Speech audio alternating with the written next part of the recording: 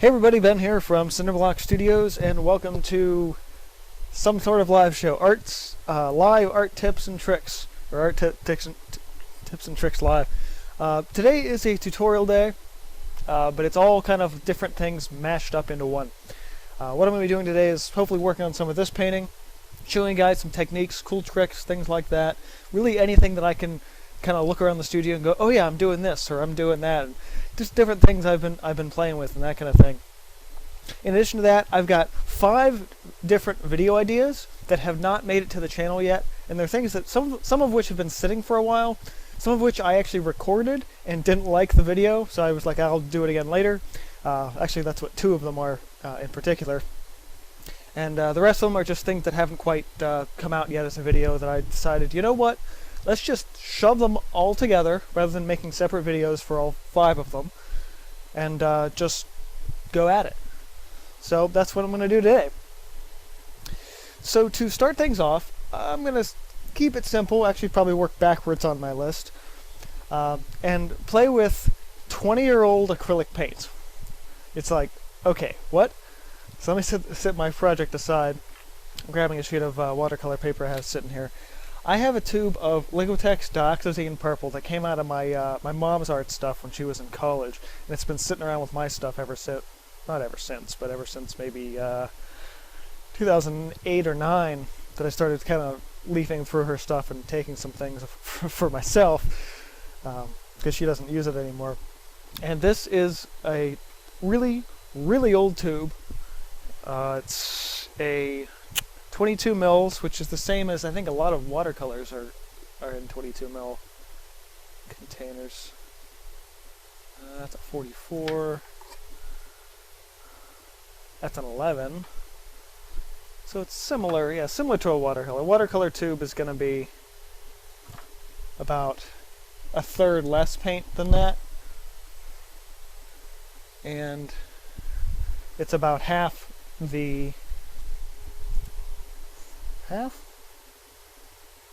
Yeah, a little under half, maybe about 1/3 of a tube of a regular 2-ounce. This is 0.75 ounces of paint, and it's purple paint. And what I find to be rather interesting, one, is the Liquitex logo actually doesn't seem to have changed a ton in 20 years, 30? So what's it say on the back of this? This particular copyright listed as 1980, so we're talking maybe 25, even 30-year-old model of a tube of acrylics. The new Liquitex ones are in plastic tubes, which to me I feel like is a little sad that they kind of downgraded themselves into plastic tubes. At least, in my opinion, a plastic tube is a downgrade from a metal tube, but semantics. But yeah, that original Liquitex logo is still the same one that they're using today, which I find to be rather fascinating. In addition to that, it just says acrylic artist color, dioxazine purple, value 2.2. And it says number 168. Maybe that's just how many colors they had at that point in time. Who knows? On the back, it gives a little tiny hue chart. BP for blue, purple, purple for the middle, and then RP for whatever else. And I think, yeah, there's a tiny little star right in the middle for for purple, which is like pure middle of the road. Yeah, it gives you a value, it gives you a chroma, which I'm guessing is probably light fastness, but I'm not really sure. And then vehicle acrylic polymer emulsion, and then carbazole dioxazine PV23. Same pigment information you'd get on a tube today. Now the thing with any old paint tube is if it starts to smell, that means there's mold in it. But this, I'm pretty sure, is still good. And just, ooh, a little sticky. Okay, yep, oh, yeah. Oh, jeez. I should not have smelled that. So, oh. Okay. Don't smell the tube. Generally speaking, this should be thrown away, but the question today is, despite being separated and probably moldy, could you actually still paint with the stuff? It's still soft, it hasn't dried, it's separated a little bit, like I mentioned, but is it still possible to paint with stuff that is actually that old? So, we'll see. It's a little more resinous than it should be, but it's still acrylic. Still nice and bright. And it still works. Just like that. Now I might take it a little step further and grab a little of my GAC 100, which is just an acrylic extender. It's like acrylic paint without the paint in it. It's also a little bit more fluid. So I give that a little bit of that. I think it's also glossy too. So, but I think Dioxin's already a glossy purple to some degree. So I'd probably mix some of that in to bring it back to life and redistribute the emulsification of the acrylic. But yeah, it is every bit as useful as it would have been 20 years ago, if not a little bit smelly. So I'm standing back so I don't get another whiff of that, because that was really gross. Oh wow, yeah, I can smell that from here. Oh, jeez. Oh. Alright, I'm gonna quit using this, because that smell is ridiculous. Good lord. Okay. So yes, you can paint with acrylic that's 20 years old, if it doesn't smell like somebody just threw a dead cat in a rotten squirrel or something on your palette. Wow, okay, jeez. That smelled like something really awful. Okay. So, that answered that question. You can paint with 20/30-year-old paint as long as it's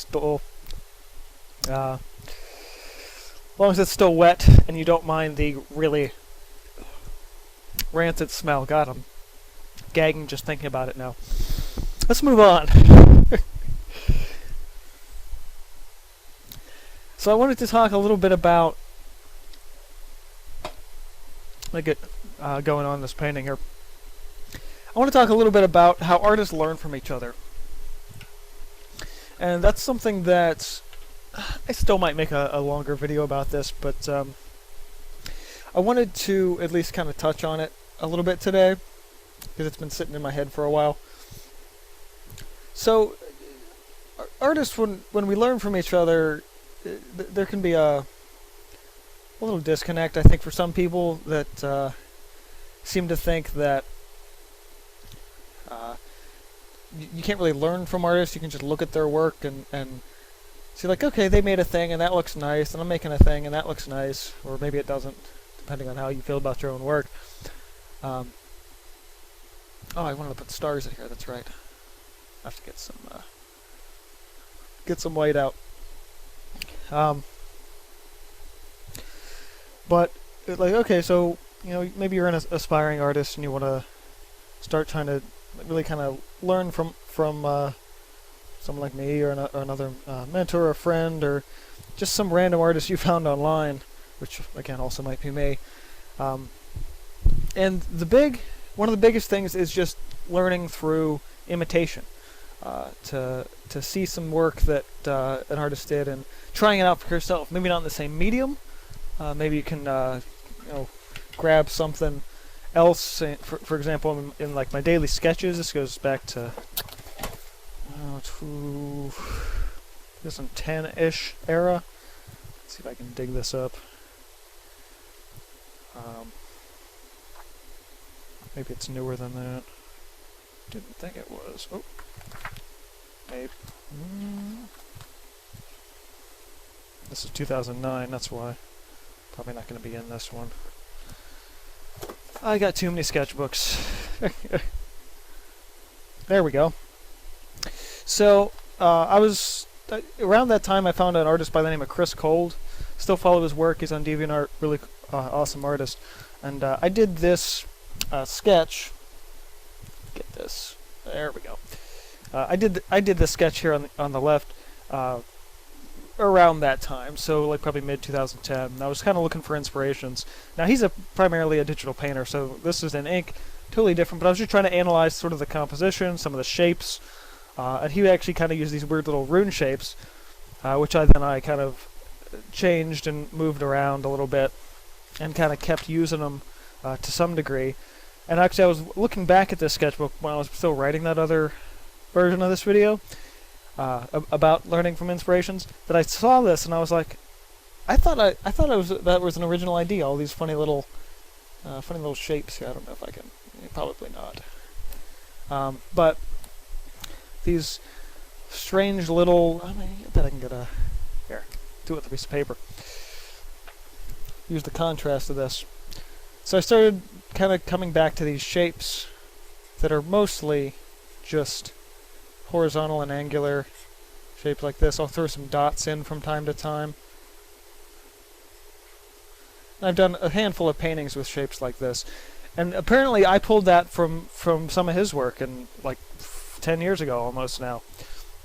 So it was interesting for me to look back and go, wait a minute, I thought I was doing this sort of original thing, and turns out I was just, calling back to an inspiration, calling back to an artist that made an impact in my work.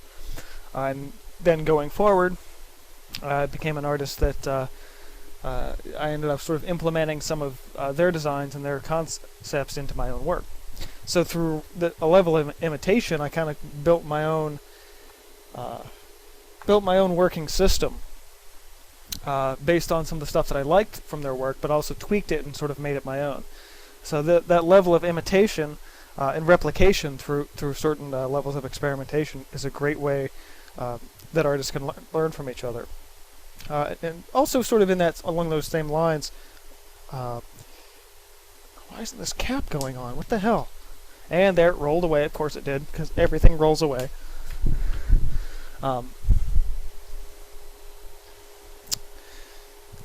Just through kind of analyzing other artists' work and being like, how did they do that?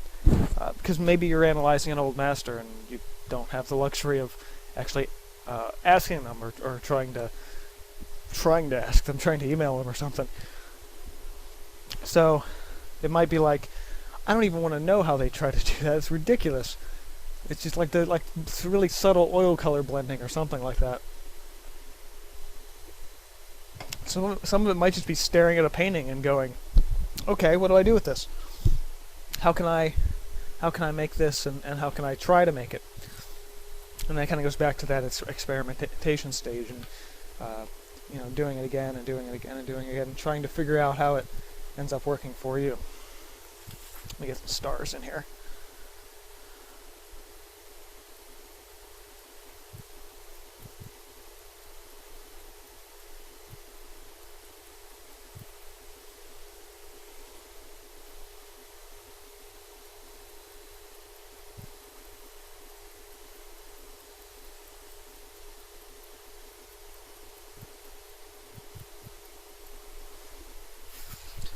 There we are.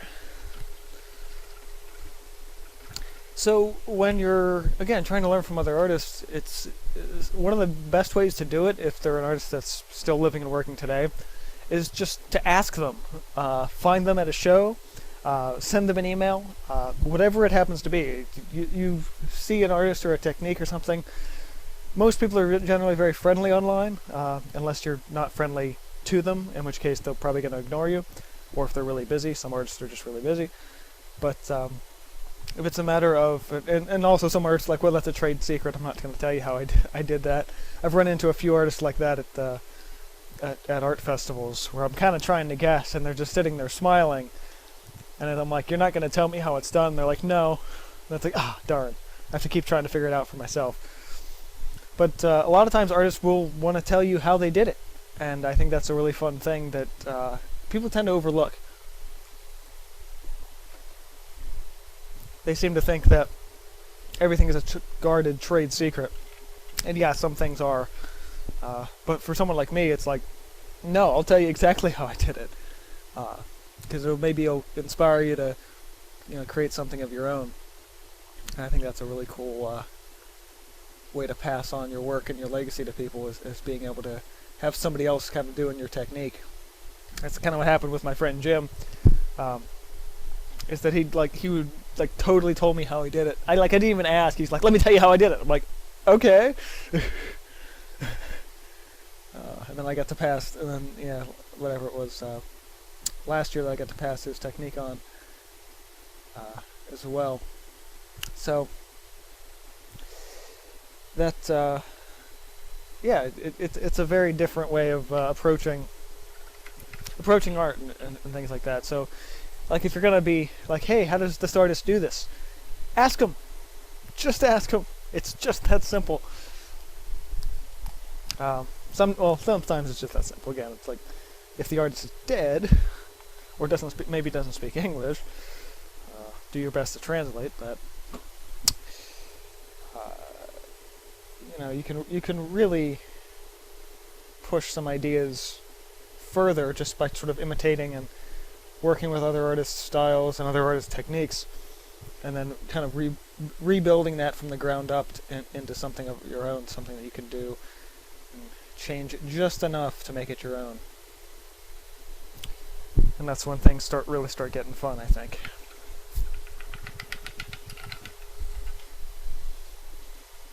Alright, so that's two of the topics. I'm going to end with the big one, the one I actually wrote the outline for. That's over here. That was the one I was supposed to do earlier and didn't. So I want to jump over things a little bit because I still want to work on this painting a bit. Because one of these involves a little bit of a demo, at least sort of. So I'm gonna hold off for that. I need a little yellow in here. Indian yellow, I think, is probably good for this. Just something to change my hue ever so slightly. Maybe a little. Oh, that's right. I've got this ochre over here I can borrow on. PY43 yellow ochre. I don't know why I get so excited about that.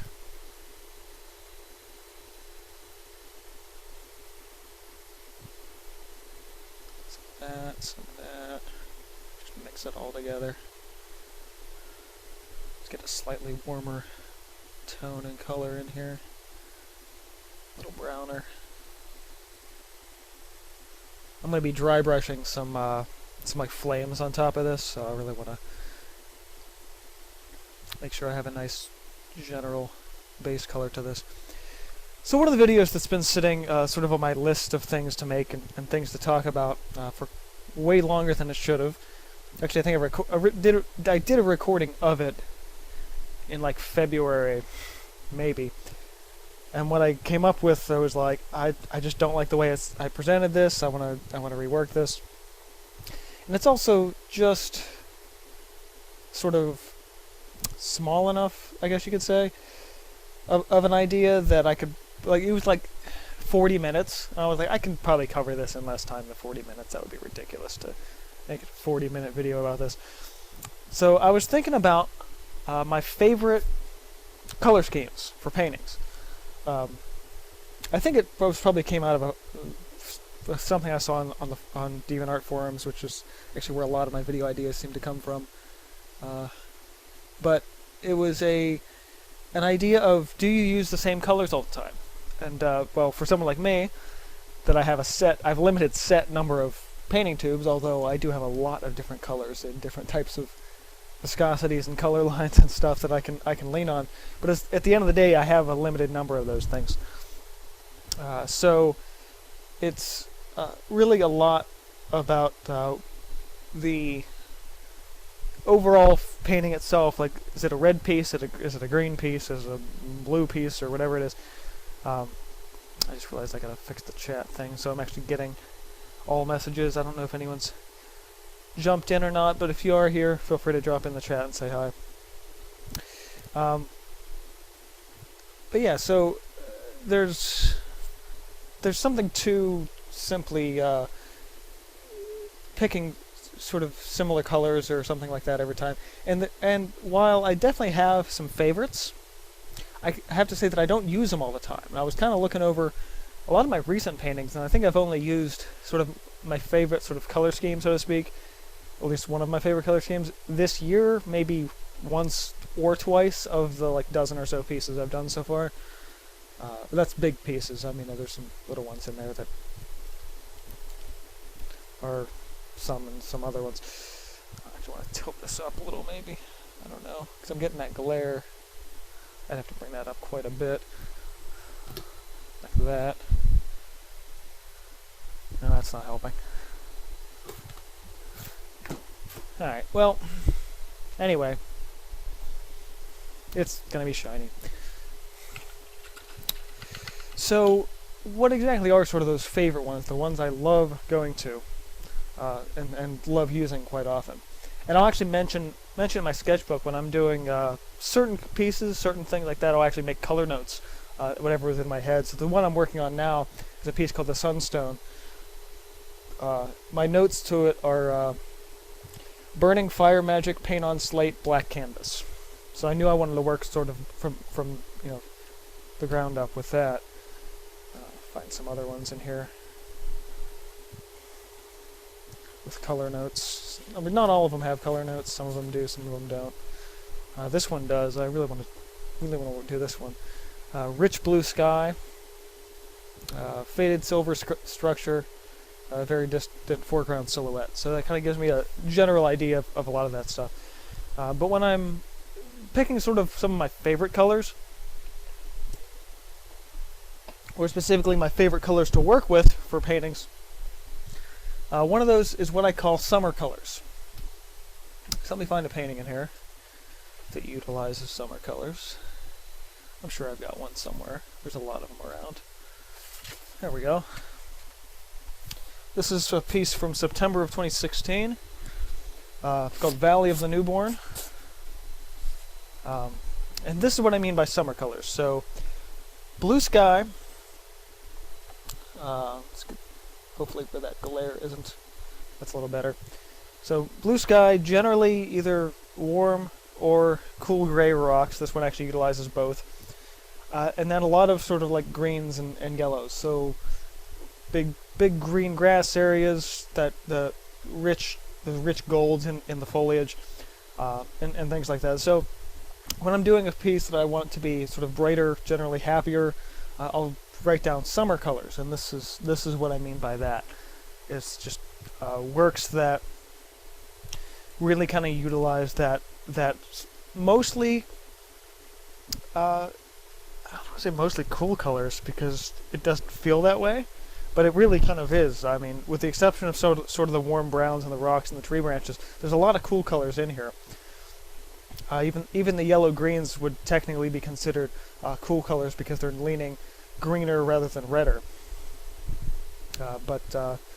Yeah, so this is one particular set of colors that I really love using, especially when I'm doing anything mountainous and things like that. I actually have a subset of summer colors, which I refer to as mountain colors, which is specifically darker, richer greens for pine trees, in addition to usually cool gray rocks, like almost exclusively.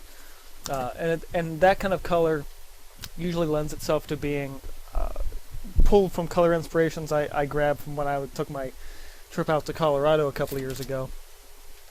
Not sure if I've got a mountain color piece down here, at least within easy accessible areas. Here's a mountain color one. So this is summer colors, but it's also mountain colors. Before I was talking about those symbols and things like that. This is where one of the first times they started coming out in my paintings. But so this is a good example of what I would call mountain colors. That's got some residual sticking paint on that. I'm going to clean that up later. So specifically, there's no warm browns in here, except for maybe a little bit in the figure. And it's really just all the cool grays, and then again the blue sky, and then rich foliage colors. And this is what I would call mountain colors. Subset of my summer colors color schemes.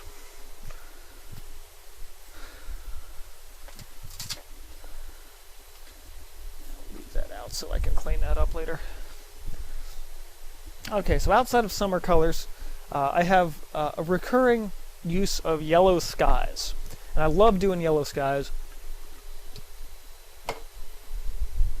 because they give me an opportunity to play with something that's both feels natural, but it also is very sort of supernatural in its own right.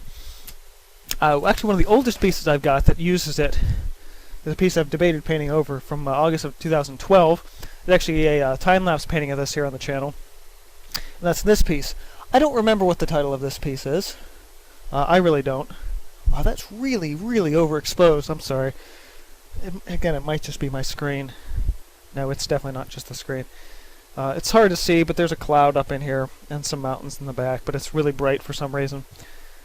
It's the camera, I think, is finally starting to go. So I do apologize for the overexposedness of this. But yeah, you can see at least the base contrast in the bright gold in the sky. It's actually a lot closer to a yellow ochre than what you're seeing out of the lot brighter of a color there. But that was one of the first times I played with yellow skies, and after I did that, I was like, I really enjoyed that. A lot of it was just me playing around, experimenting with color. This one is a painting process video on the channel as well. This one is called Bridge of Destiny. So the piece I really... there we go. There's the full thing. Another piece I really like. It also might be the glare of the piece trying to come through. This is actually one of my favorites from my own works. I have a handful. It doesn't get a ton of love, unfortunately, but it is one of my better pieces too, even from recent years. This is 2015, so it's now a 4-year-old piece, but still really fun. But this is another one, sort of like a yellow sky kind of piece. So this although this one plays with some underground themes as well. I'm gonna have a look at some of these pieces. They're getting a little dirty in storage. And this one I can show because it sort of qualifies as a yellow sky. This is another one with a newer one with a painting process video on the channel. Although this yellow is a lot more dull, and you get a little more of a just kind of a grayer tone to the whole thing. But yeah, that's another example of sort of a yellow sky piece that tends to look real nice. So outside of the yellow sky works, I also love playing with actually where this piece is going to be going, and that's fiery colors that look like something's burning, or just strictly focusing on warm colors. One of the quickest examples I've got of this is I think this piece was called To Lands Unknown, and it's a really fun space painting that I did back in 2014. And this is pretty much the prime example of this. Is this bright, warm colors where it gets sort of the brightest or the hottest. It's almost white, all in those spots. Really cool piece. I actually have prints of this that I sell at shows and stuff. Easily one of the I don't want to say better pieces I've done, but it was definitely really fun because I played with a lot of blues and the shadows and really kind of pull all those colors out. Something that's actually a little bit newer is a piece, I can't remember what this one was called either, something along the lines of Path of the Fallen Heroes or something like that. This is not one that I kind of focused mostly on the sky to get that color with. There we go. Yeah, so you get that bright transition from red to yellow, and that nice soft subtle transition between them is really fun to get, especially with acrylics. People see this and go, how'd you get that blend like that? It's got to be oils. It's like, nope, that's acrylic right there. You just got to use enough paint to do it. And my last favorite color scheme is grayscale plus red. Not one I do use and play with a ton, but it's really fun to pull out maybe once every couple of years or even once a year, is to do a grayscale piece with some sort of a red highlight. So, wow, that's being screwy. So this one, I don't know how well this will show up even, yeah, so it kind of fades back with a lot of grays, really dark at the front, and there's like this trail of blood kind of coming through that really kind of focuses your attention in. Excuse me. And most of this is not quite grayscale. I think it's slightly off. It might be slightly cooler of a gray, but it's really fun to use just a little hint of red somewhere in a grayscale piece to really kind of build up this like quick contrast and really kind of focus the viewer's attention in. It's not something I do a ton again, but it's really kind of fun and simple. And if I am doing like strictly a grayscale piece, or again a piece like this where it's slightly off, a little bit cooler, it's usually my used paint that I pull off for something like this. So this is pretty much all just the great like sort of grayscale monochromatic, and then I'll sign that piece in red. So the corner signature is a bright red, usually a cadmium. And so it's my way to kind of give that little bit of a bold statement to it, is to then sign in red. So those are my 4 favorite color schemes. Really fun to work with. If you saw anything that kind of caught your attention, something you want to try, let me know. I'm not copywriting a color scheme or anything like that, but it's really just a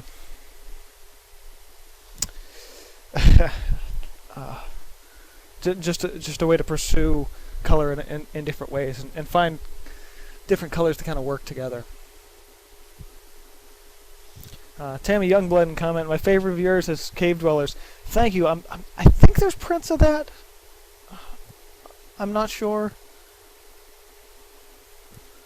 If you are looking for them though, and they are available, because I don't know if they. I know I have prints of them in my box, but I don't know if there's any available online. If there are, it's redfishbowl.com, and find my name, and you can get back to me that way.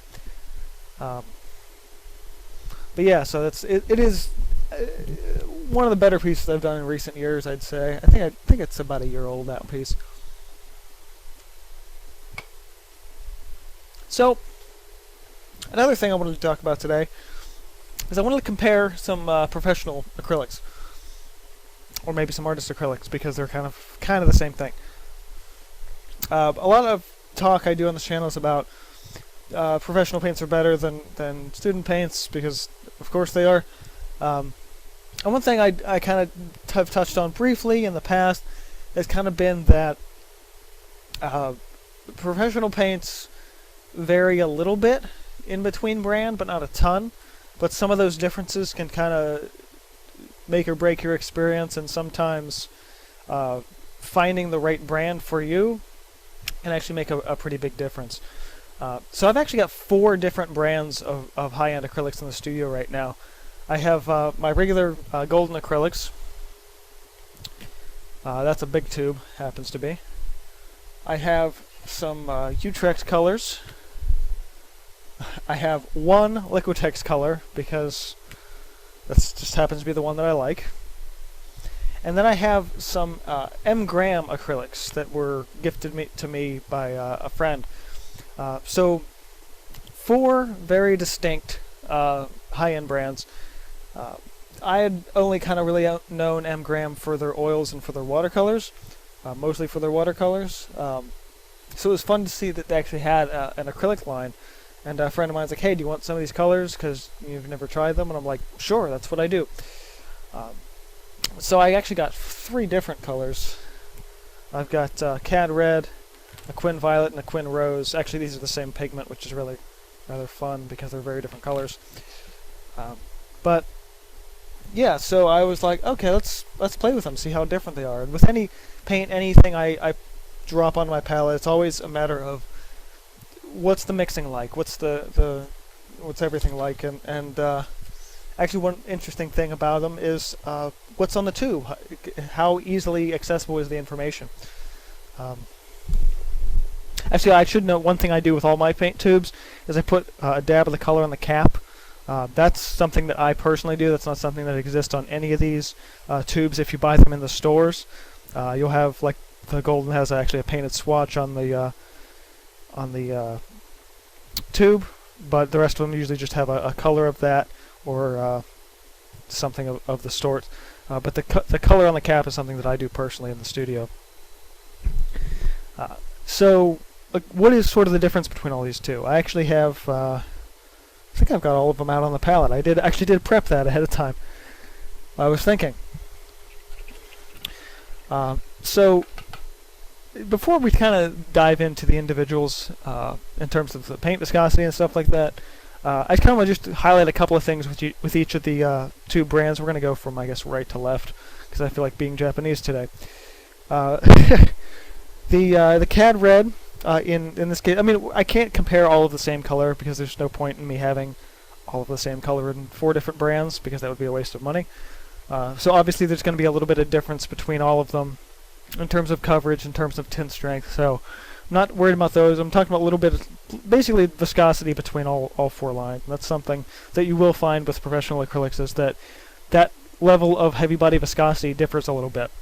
And it's something that can actually trying to really kind of change the painting experience a little bit as you go. I'm actually getting my stool over here so I can sit down. Oh my god. Can. So the m.graham, I think it's probably the most crowded of the terms of like design on the tubes. It gives you the basic color name in the front and the series. At least in terms of really needed information. The back's going to give you light fastness, pigment information, and all that other junk. But it's a fairly plain tube design, and what can you do? One thing I found rather interesting about this stuff is that it's a little bit thinner, a little more resinous than any other regular acrylic. So when I dip this, it kind of pulls a little bit more. I get a little more of a drag to it. It almost has a drip to it. It's really kind of soft, especially for a heavy body as well. So it feels way more, I would say, a lot closer to a soft body than a heavy body. But they call it a heavy body, which I find to be rather interesting. At least I think they do. I don't think it actually says, which is kind of interesting. But yeah, it's a little bit softer than I'd be used to for any kind of other acrylic paint, but it does have a nice spread because of that reason, though. You have a really nice level of spread with it, and that color actually goes quite a lot further than a lot of other heavy bodies do, because it is, again, just a little bit looser, and that is something I actually do really appreciate. Let me go ahead and mix this with some other color in here. Oh, hello. I've got that Indian yellow back here, so I'm just going to mix this with the golden back in here and make just a slightly different color. A little bit of an orange, but yeah, it's going to mix in, with any other paint, because it's acrylic and that's what it does. The Liquitex Heavy Body, I've gotten actually away from using a lot of the Liquitex Heavy Body colors. Also, one thing that really bugs me about this tube is that it's upside down. But it's also right side up at the same time. Like, if you're going to stand up your tubes like this, everything's going to be backwards. But if you're going to hang them like this in the store the way they normally are, at least for those, like every other tube in the store hangs like this on top of the cap. These hang here or stand upright. And they did think about that, but when you see it next to all the other tubes, it looks stupid because it's upside down. But whatever. They want to be different. That's what they're doing. So the Liquitex ones, if you get a newer style tube like this, it's laid out a little bit differently than the older style tubes. But the way the new style tubes are laid out, they give you a sort of printout swatch. They tell you right on the front heavy body, which is really appreciated, especially if you don't really know what you're buying. Liquitex Professional Heavy Body Acrylic Brush and Blue Hue. It does list light fastness on the front, which is really very useful, especially if that's something you kind of care about. And in the back, this is something that you're going to see, actually, I think, with maybe all of them or not. I'm not sure. Yeah, all these other ones. Is it tells you transparent, semi-transparent, or opaque. This one, the m.graham, I don't think it tells you anywhere on the tube, which is kind of weird to see with any kind of paint, not just with Acrylics with watercolors do it. Gouache does it. I'm pretty sure most oil colors do it. So not seeing that on the tube, I think, is really unusual. Yeah, so you're going to see that on the back of the Liquitex tube along with the pigment information. They just list the pigment codes, not the entire color name, but that's not really important to have the entire color name. And one of the reasons why I got away from using a lot of the Liquitex is the longer these sit, they start to kind of gum together a little bit and get a little more stringy and resinous. So right now they're really soft, really buttery.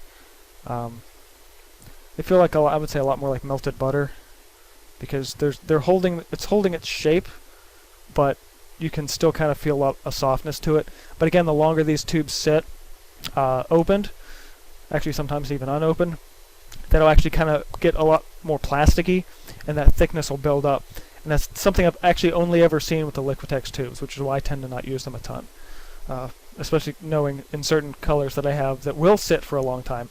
Actually, my cadmium reds tend to sit a little longer than they used to, because I've been using alizarin crimson a lot. But if it's going to sit for a while, and it shouldn't gum up the way that does. And I wish I had an example of the way that happens, but again, I only have the one tube.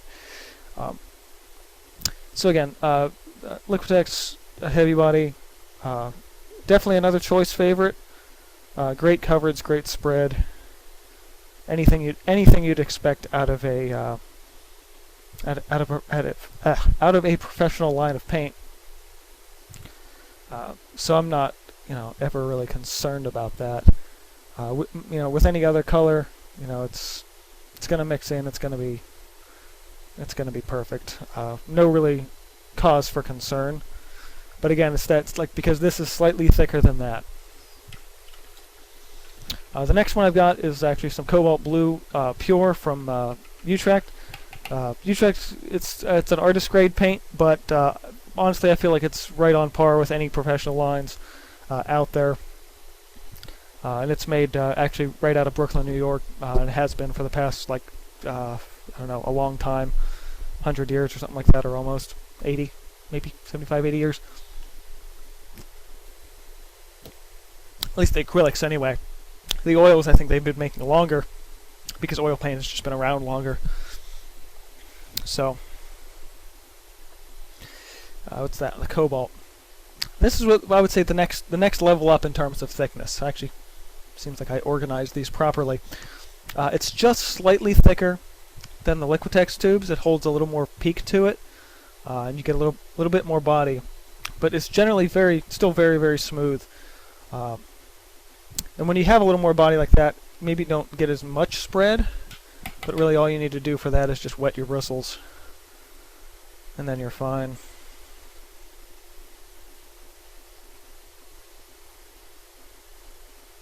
Easily one of my favorite paints. I actually have a couple of their blues. I have the Cobalt Blue Pure. I also have a Cerulean.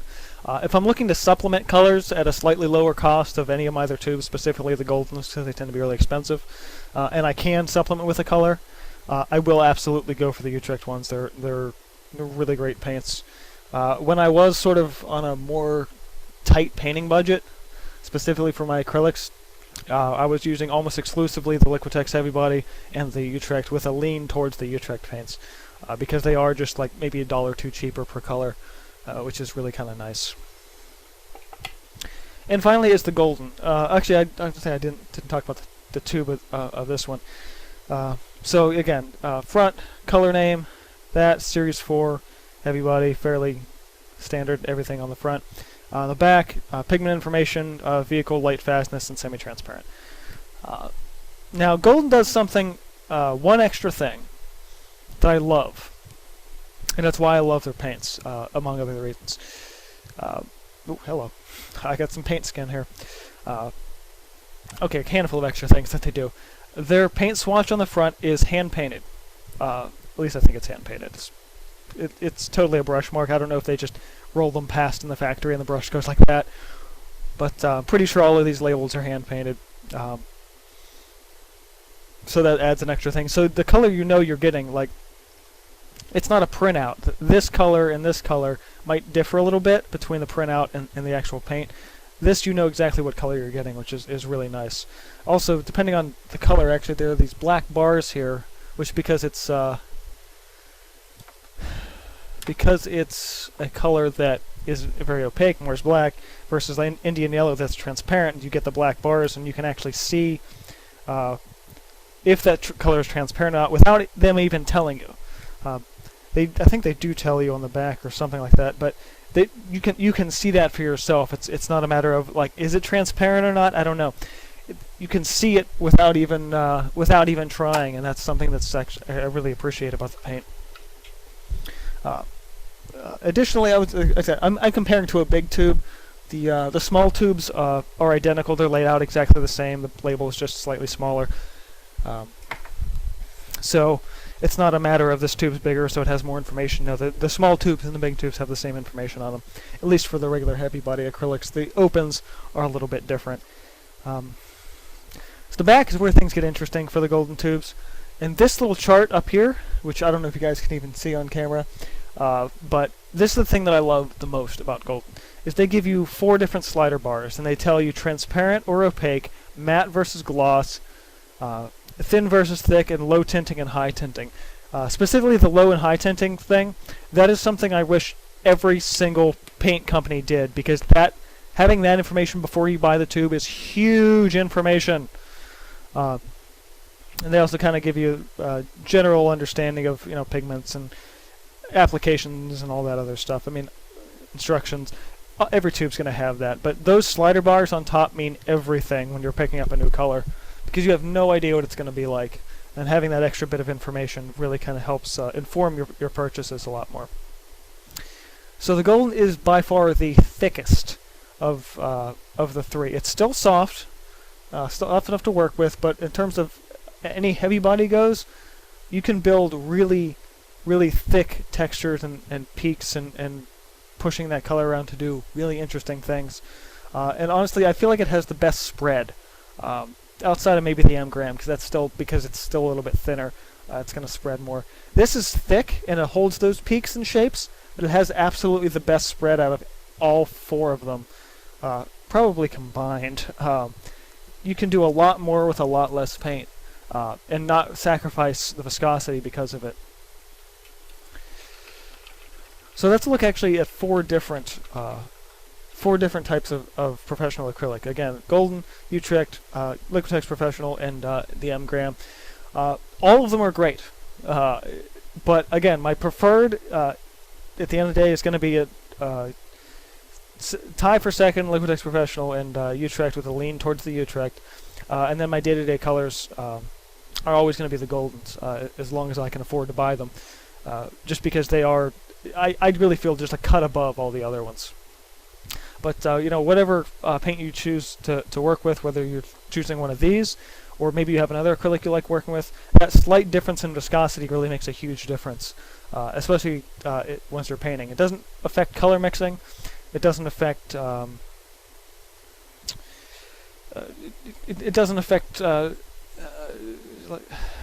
was some other thing that didn't affect, but your color mixing is going to be the same across the board. You can mix all of them together interchangeably. It doesn't matter.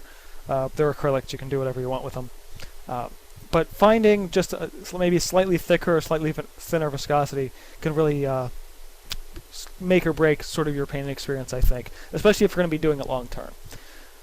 So if you want a little more coverage, a little more fluidity to your paint, I'd say lean towards maybe the Liquitex or the m.graham. If you're looking for something a little thicker, go for Utrecht or Golden. But that's just my opinion, having tried and used all of these colors fairly extensively, with the m.grahams being a fairly recent one. I added just to try, but it's been fun trying them. I'm going to keep using the colors while I have them. Not going to buy any more of them because I kind of like what I've got, but it's really an interesting way to go about playing with your colors and mixing them as well. Alright. I'm actually mostly waiting for this to dry so I can start dry brushing it. Yeah, so let's look at four different specific high-end acrylics.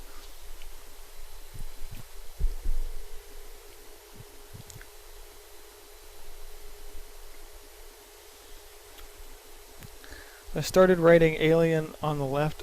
What? By a bunch of gibberish letters. I'm not really sure what you're asking. If you're maybe backtracked a little bit to some of that earlier stuff. Oh, this stuff. This is what you're asking for. Yeah, earlier in the live show I was talking about picking up runetic symbols from an artist by the name of Chris Gold. You can seek back to the beginning of the stream for that lesson, but basically it was a matter of imitating someone's work, letting it sit in my sketchbook for a while, coming back to it and realizing something I was doing in my artwork today, actually I basically copied from somebody else 10 years ago. So yeah, I put them on this sheet of paper because they weren't showing up well in my sketchbook on camera, so I just blew them up over here. Yeah, alien writing. That's sort of right.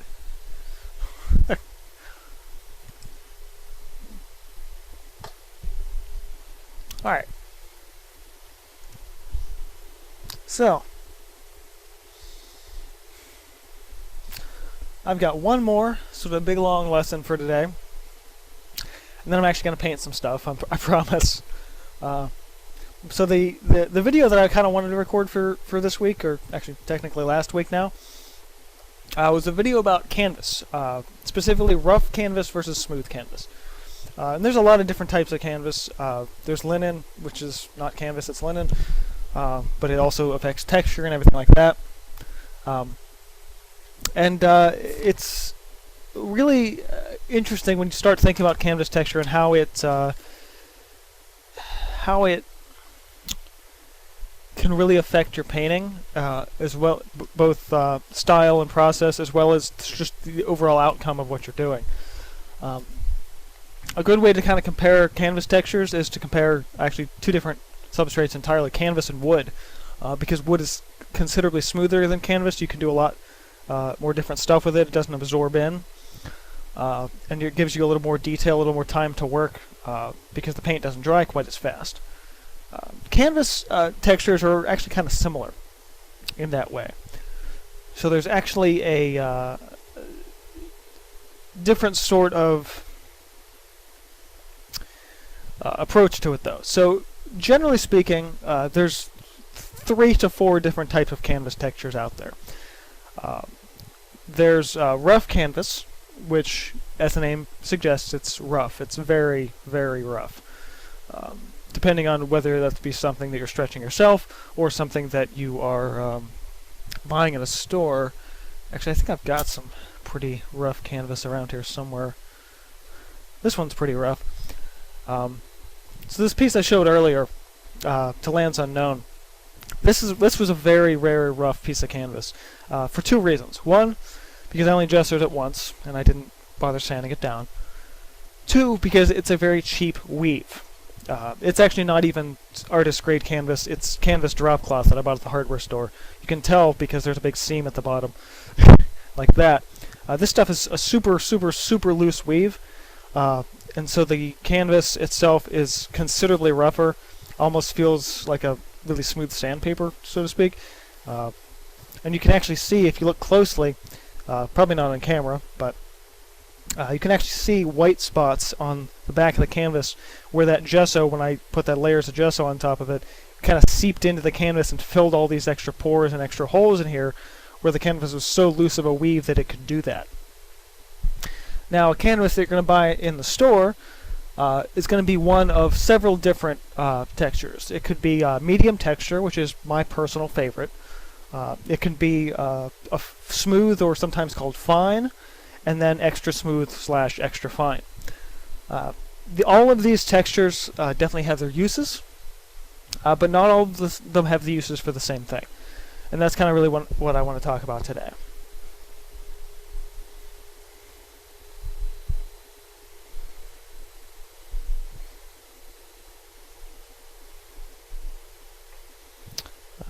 Peter Draws has a nice system writing similar style. Honestly, it's pretty basic. I think a lot of artists kind of end up doing stuff like this. Yeah, my stuff, I pulled out of Chris Gold stuff from like 10, 15 years ago, stuff he was doing then. And this is the same thing. I picked it up and changed it and did some different things with it myself. Actually, come to think of it, I don't know if I can I don't know if this will actually show up on camera or not, but I'm sure as hell gonna try. I actually have a series of Photoshop brushes that I made that are those shapes. I don't know if these are even going to show, but I will certainly try to... almost. That's really a lot of glare there. You can see them a little bit there. Camera's being really screwy today. But yeah, these are 27 different sort of stamp style brushes that I designed for Photoshop. And they're actually available through my Patreon, I think. I'm not sure. I gotta update my Patreon. It's got a lot of old stuff on it that I really gotta revamp and do. That's probably gonna be a project for next year, to be honest. Anyhow, so canvas. Yeah, so 3 to 4 different types of of canvas textures. Rough textured canvases, generally speaking, again, I like that, and they tend to imply a lower quality. So looser weaves, and you tend to need more gesso to kind of smooth it out. A tighter weave and gesso, and the gesso adheres to a little bit more, tends to give you a smoother canvas, but not always. It's not always mutually exclusive that way. Sometimes you could find a tightly weaved canvas that just happens to be rougher. But I'm actually not sure. I should double check my book over here.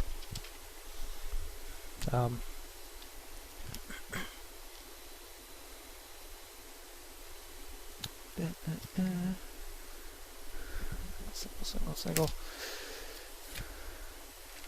Yeah, they kind of play with different levels of weave. What they call single weave, which is just like crisscross like this. That's usually where you get the rougher texture. There's combination weave, which is like 1 and then like 2, like that. And then there's a double weave, which is like 2 and 2, and they're braided like this. And that kind of is just one of those things that kind of tells you a little bit about the canvas texture and how tight that weave is and how smooth they can get it. Now, a lot of people will say that a rougher texture is better for landscapes. Sort of. Again, I like a medium textured canvas. This is one I picked up at the art store recently, and this is a fairly medium / maybe medium smooth texture. Really kind of nice and simple. The gesso adds a little bit more of roughness to it than just the raw canvas would, but it's generally pretty smooth. Makes for a nice relaxed painting experience.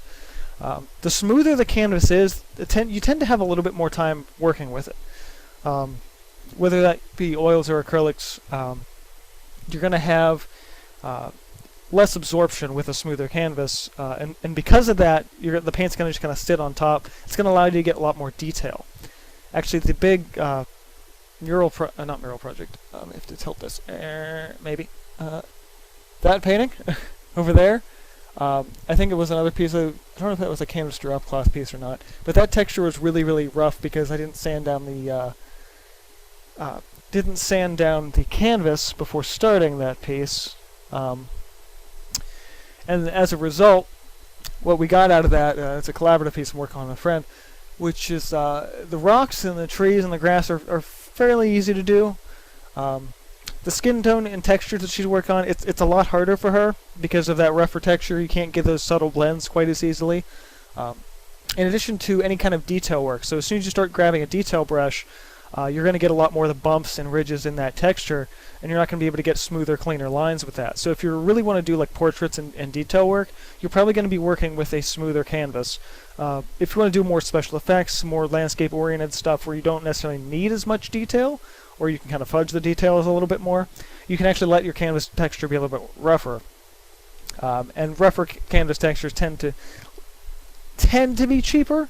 Again, not always, not everything's mutually exclusive in that way, but generally speaking, a smoother canvas is going to be more than a rougher canvas, just out of usage. What else is on that list? Yeah, and like a tighter weave, smoother canvas, they're going to prep easier and better. To use a rougher canvas to get that smoother texture out of it, you tend to be using more gesso, which changes the overall texture and absorption of the canvas, at least to start with. And you tend to need to sand it down a lot more. So a little bit different. Today I'm actually working on a piece of slate. This stuff is generally very smooth, comparable to like a wood wood canvas. Yeah, that makes sense. A wood panel, and so it really kind of pops and works a little bit differently. This particular high-end acrylic, again on this slate, this doesn't absorb in. It just kind of sits. So I just really have to sit and wait for it to dry when I need to. But it is actually just about dry now. I can probably start my dry brushing layer. But when it comes to whatever you're doing, in whatever, I'm going to need some yellow here, in whatever painting you happen to be doing, whatever happen to be working in, it's like, all right, well, what really is going to be the best choice for me? If you haven't worked or played with different textures of canvas before, I kind of hope this little rant about it has kind of helped you in that regard. But at the same time, I do hope that in thinking about that, you kind of can come to an understanding of, okay, I need to do a little bit more, maybe a little bit less in either direction. And think, okay, maybe I'm going to do more blend work, so I want a smoother canvas. So I don't need to do as much blend work. I'm actually do more thick layering. Actually, rougher textured canvases are great for thick applications of paint because you can really kind of layer that on, and that extra texture will really kind of grab the paint more. If you're doing a lot of texture on a smoother canvas, there is a chance that some of those thicker textures will actually start to kind of pull off, just because there wasn't that same level of absorption on the canvas itself. So think about your subject matter, think about your particular style, your particular process, and reference your paint type and your brushes. A rougher canvas is going to be harder on your brushes. If you specifically if you use a lot of softer synthetic brushes, a rougher canvas is going to wear them out more. Rougher, stiffer brushes might be scraping on the smoother canvas too much, and you might be actually pulling some of that paint away. So you really want to kind of think about your materials, think about how you're working with them, and think about how you want to work with them. If all of that's too confusing, get a medium textured canvas at your arts store, arts and crafts store, and just go with that. Most sort of base level pre-stretched canvases are going to be a medium texture if they don't already tell you what texture it is. We'll say medium texture, awesome, thanks, or medium smooth, or whatever. But yeah, generally speaking, you're going to be getting a medium textured canvas. But thinking about those couple of different variations and variables, you can in fact push your work a little bit further in either direction, specifically in terms of just the texture of your canvas. So that is actually covers. Whoa. Glad I finished that because my electricity dimmed a little there. That is actually everything that I wanted to cover today. Actually, I hope the power doesn't go out in the middle of this, but if you suddenly see the stream cut, that's why. But yeah, so that's everything that I wanted to. Wow, that's really being screwy. I really hope the electricity doesn't cut out. So that's everything that I wanted to cover today. If you guys have any thoughts, any questions, hanging out in comments here today as I work on this. I'm probably going to spend maybe 15-20 minutes just getting an extra layer on here. If you guys have anything that you heard that I didn't talk about and you want an answer to, or anything you want an answer to that I didn't talk about, let me know over here in comments before I wrap this up, and I will do my best to get to them.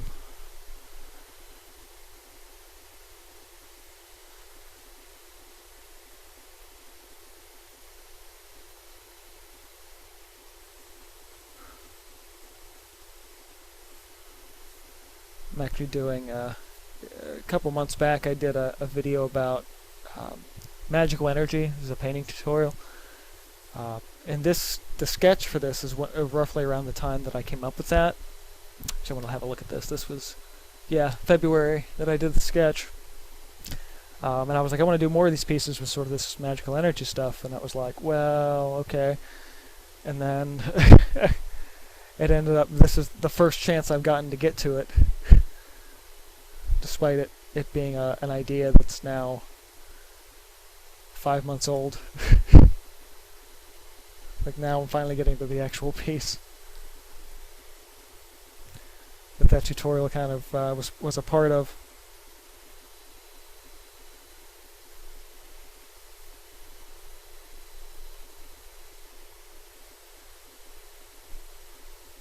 Get some more of this blue in here.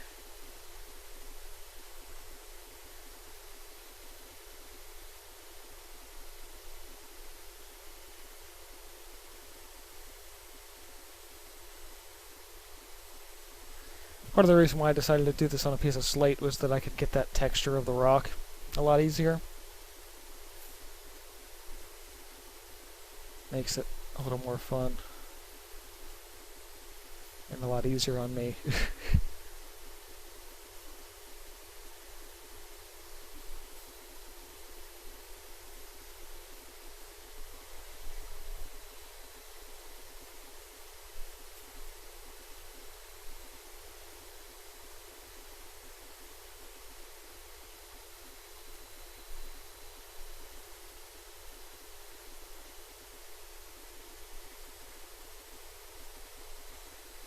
This rock looks suspiciously like a penis. To try and avoid that, I think.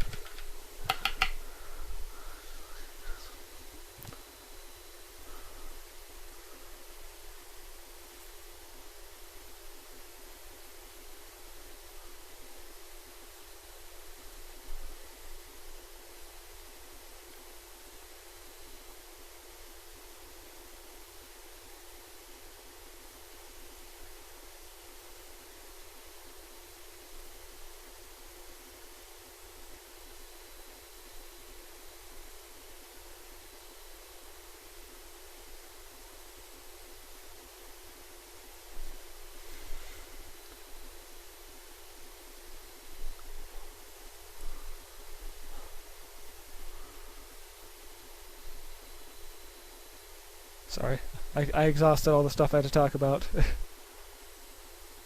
It's just where we are now is the point where I'm working.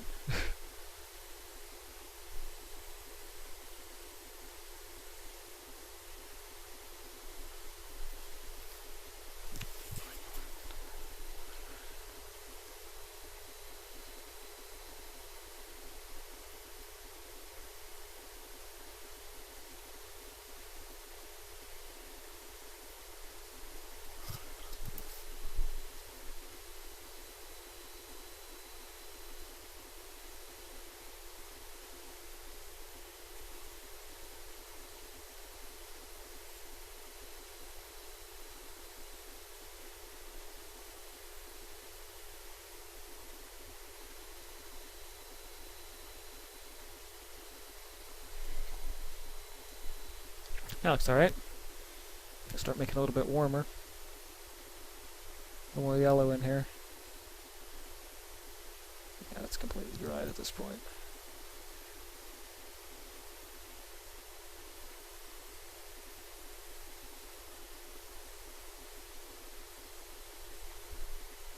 A little bit of water. A little advice from Bob Ross: thin paint sticks to thick paint.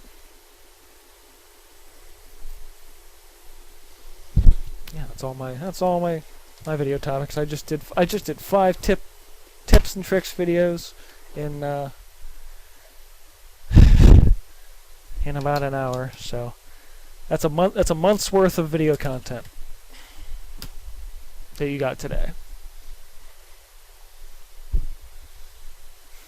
Not that I'm gonna be like, hey, now I can be lazy. No, I still got to work on stuff. I still have a lot of other ideas I gotta work on. But I also really need to get a painting process video done again. Let's slide this up because I'm really kind of cutting off the.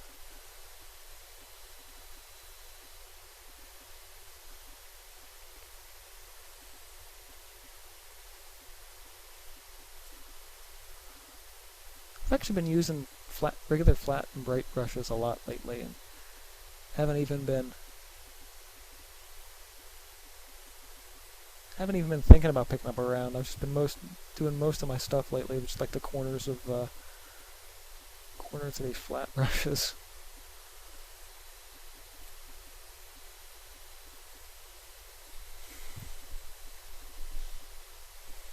I bet I can tilt this a little bit. I might have to actually tilt it the other way. Nope, that's glare is. I'll come up a bit. Maybe a whole bit. I feel like that's probably too much, but we'll see. Maybe. That looks better. Yeah, we'll go with that. Now you can actually kind of see what I'm doing a little more. Now, of course, now I've got the glare. That's all right. I know what I'm working on.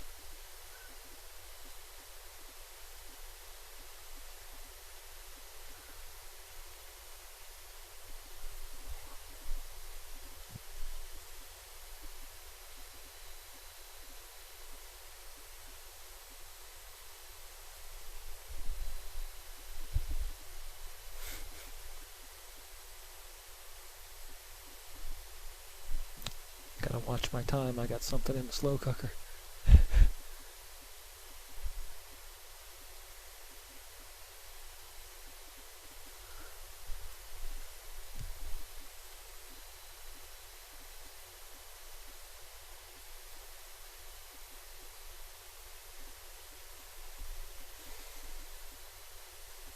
Use some of this color here just as some cast lighting. Don't need that much of it though.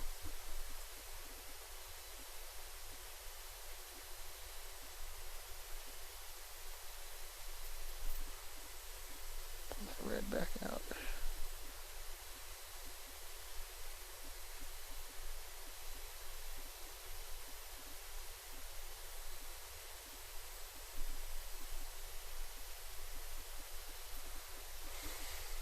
That's not bad.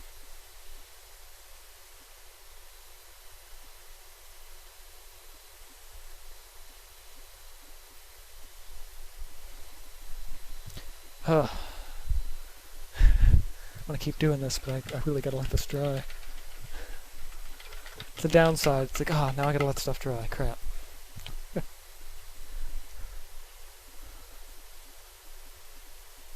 Tammy said, should have posted this on Instagram when it's complete. Actually, that's something I don't do with my Instagram. I do not post finished work on my Instagram. Finished work goes to Facebook, and it goes to DeviantArt, and it goes to my own website eventually.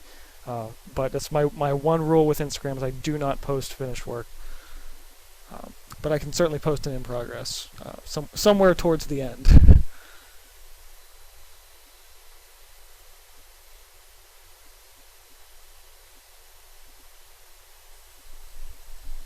If you're wondering why, that's my rule with Instagram is a lot of artists have had their work stolen from Instagram.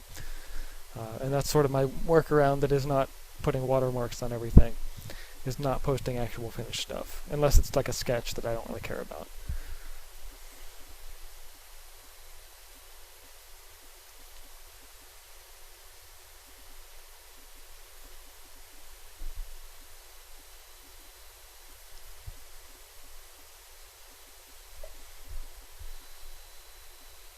So speaking of my favorite color schemes, I'm doing a fiery color scheme today.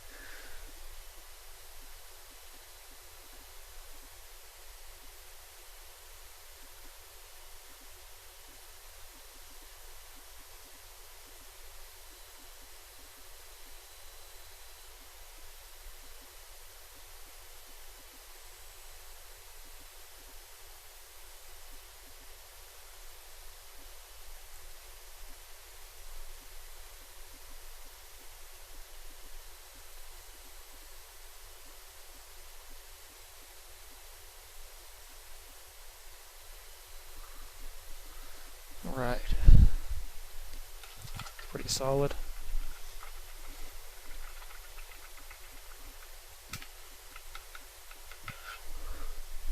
Also, also, Tammy, you're implying that I'm going to finish this today, and I'm probably not going to finish this today. Next week, maybe. But I've needed the studio time. I've been coming down and looking at stuff and not working, so it's actually helping to actually be down here and playing around with some of this.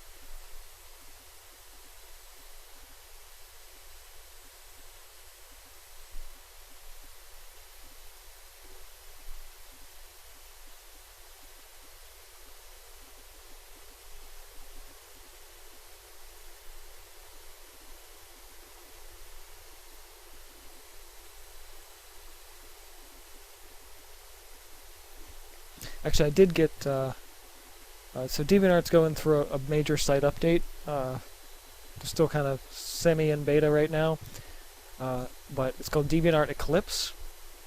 And with any website redesign, there's sort of like some hit and miss. Some people like it, some people don't.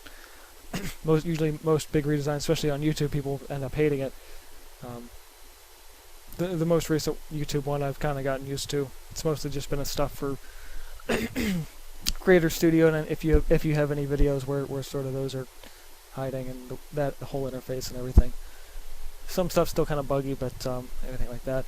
But yeah, so DeviantArt Eclipse is a thing that started rolling out to certain artists.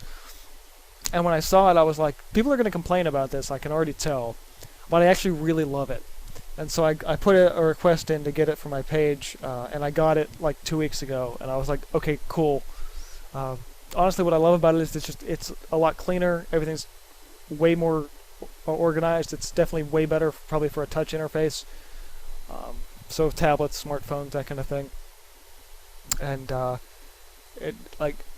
honestly, everything's cleaner, looks way more professional. And I was like, this is what this site's needed for a long time. Is just to, well, that and to get rid of all the like softcore porn. But since that's not going away on DeviantArt anytime soon, probably. It's mostly just a matter of cleaning up the design and the interface and making it look like the website was designed sometime after the year 2005, because they've been really relying on the same basic design for the website for the past like 15 years, and it's like, come on guys, you gotta get with it a little bit. And seems like they're getting there. So if you go to my DeviantArt page, it should. I'm pretty sure you'll see the new Eclipse version. And for the browsing that I do now, everything's done that way. It's pretty neat. So I need a little bit of white just here, sort of for that upper highlight.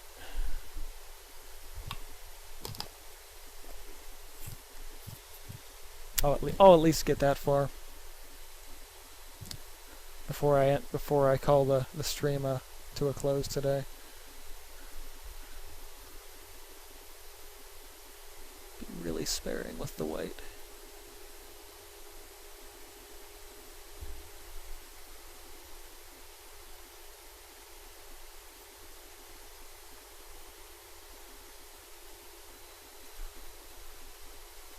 Actually, tilt this up so I can see it for a change.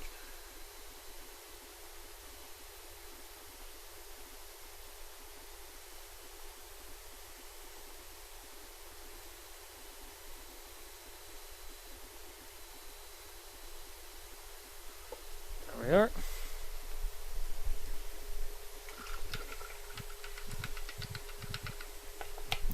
Now I'll get the foreground layer on. Why the hell not? I've got paint left over. Just mix everything left I have on the palette together, basically.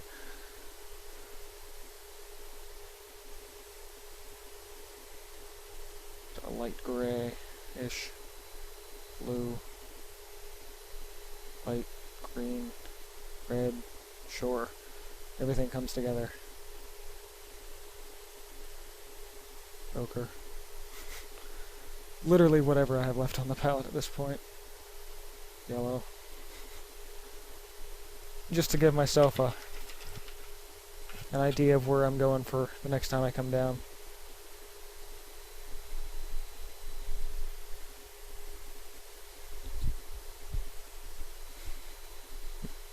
Well, I will be forever curious, and if I never see it again, well, if you follow any of my pages, you'll see it at some point.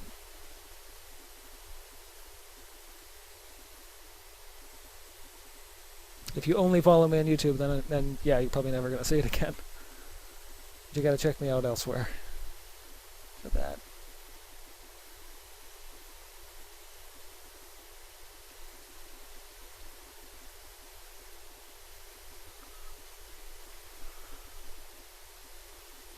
At the very least, in like 3 months, it'll show up on my site.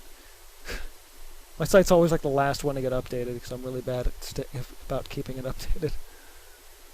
Actually, I just recently put a bunch of stuff back into my inventory again because I catalog all my paintings eventually.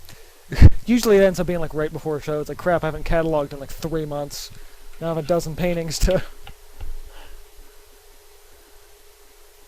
figure out where they were supposed to be. So I did that this morning. I had like 6 different paintings to catalog.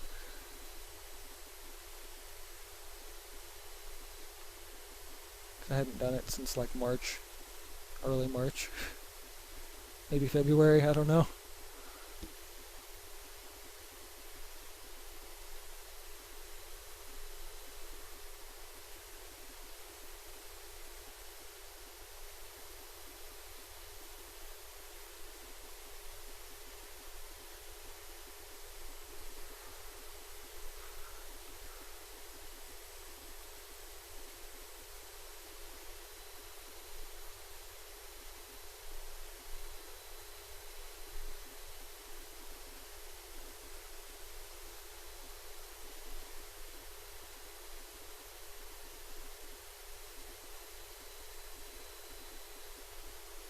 Gotta make sure I have room for my signature in here somewhere.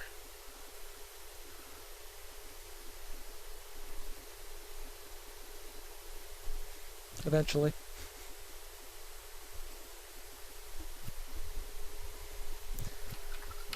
Alright, I'm good with that for today. So, anyone watching out there, thank you for joining me. If you missed one of the 5 different tips/tutorial videos I did over the course of the past hour and a half, actually, I'd say should say past hour, because the past half hour I've just been painting. Feel free to scroll back through the video. It'd probably take about like an hour or so to actually process and show up on the channel, but yeah. So that's all I've got for today. I get to paint, so I'm happy. Actually, I had the chance to paint yesterday, and I never did. I hate myself for it. So, thanks guys for tuning in. This has been Ben from Snipit Studios. If you like this, hit the like button. Helps things out, things spread, and are well reviewed then. Be sure to check out more videos. Sorry I haven't been super active with new stuff lately, specifically tutorials. I actually don't have a lot of ideas for painting tutorials right now. If you guys have any ideas for painting tutorials, let me know in comments, because I'm out of ideas for tutorials. I've got a lot of tips and tricks kind of videos in the works, but as far as actual new painting tutorials, I'm not sure. One thing coming up, I will say, for next week, later this week, next Saturday, whatever it is, I'm getting in a product from Golden that you can't buy at Blix. So I'll give that as a teaser. It's going to be a really fun highlight video for you guys. That stuff's getting shipped in, I think, Monday. I really wanted it here this weekend, but the order processing didn't go through for like an extra day and a half, so unfortunately I had to bump it back a week.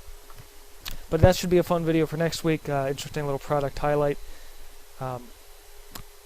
Outside of that, again, stay subscribed. Check me out on all kind of different pages, Instagram, Facebook, DeviantArt. Where else am I? If you like weird electronic music, I got stuff on SoundCloud. Oh, should at least talk about this. I've got a new blog post for the first time in like over a year. So that is actually on my website, cinderblockstudios.com/blog, as well as on my DeviantArt page as a journal. It's called something like Painting Parties and the Dangers of DIY. Lovely little rant. So check that out additionally this week. Or maybe a year from now when you're watching this live stream, the recorded version. I don't know when you're watching this. So, yeah, check out my blog for interesting articles about the artistic process and community and stuff like that. And I think that's everything I wanted to say. This has been Cinderblock Studios, and I will see you guys next time.